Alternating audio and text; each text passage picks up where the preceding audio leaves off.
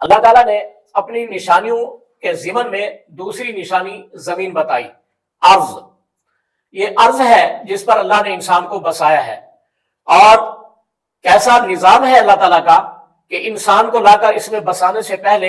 انسان کی ضرورت کی تمام تر اشیاء اللہ تعالیٰ نے اسی ارض میں یعنی زمین میں پوشیدہ رکھی ہے۔ ہر قسم کی چیز،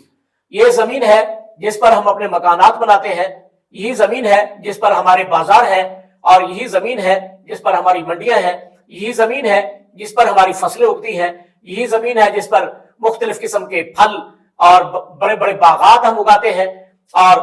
اپنی ضرورت کی تمام تر اشیاء ہم اسی زمین سے حاصل کرتے ہیں۔ یہ اللہ تعالیٰ کی عظیم نشانیوں میں سے ہے۔ اسی زمین کے اندر اللہ نے پانی بھی رکھا ہوا ہے، اسی زمین کے اندر اللہ تعالیٰ نے تیل بھی رکھا ہوا ہے، اسی زمین میں اللہ تعالیٰ نے گیس بھی رکھی ہوئی ہے،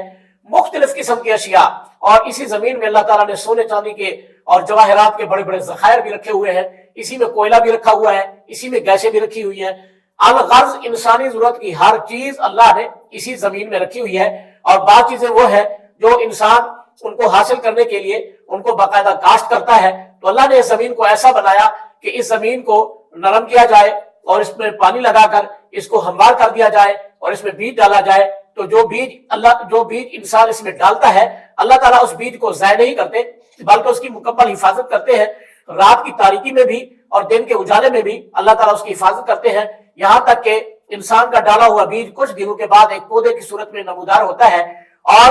یہ ایسا نہیں ہے کہ کوئی ایک پودا نمودار ہوتا ہے اور باقی بیج ضائع ہو جاتے ہیں۔ آپ نے دیکھا کہ کسان اس میں زمین میں ہل جوتتا ہے، ہل چلاتا ہے اور زمین کو ہموار کرتا ہے، نرم کرتا ہے، پھر وہ اس میں مختلف قسم کے بیج ڈالتا ہے، تو جب وہ بیج ڈالتا ہے تو قدرت ان بیجوں کی رکھوالی کرتی ہے، نگہبانی کرتی ہے، اور پھر ان بیجوں میں سے اللہ کی قدرت کے سبب، اللہ کے حکم سے ان میں سے پودے پھوٹتے ہیں، اور آہستہ آہستہ دیکھتے دیکھتے ایک فصل جو ہے لہلہانے لگتی ہے اور تاحت نگاہ سبزے کی ایک چادر تن جاتی ہے۔ تو یہ اللہ تعالیٰ کی ایک عظیم نشانی ہے، اور یہ فصلیں اور یہ اناج اور یہ غلے اور انسانی ضرورت کی تمام تر اشیاء اللہ تعالیٰ نے اسی زمین میں رکھ دی۔ اسی زمین پر انسان زندہ رہتا ہے اور مر کر اسی زمین میں پیوند خاک ہو جاتا ہے۔ تو اگر کوئی شخص اسی زمین پر رہ کر 70 یا 80 سال یا 100 سال کی زندگی گزارے اور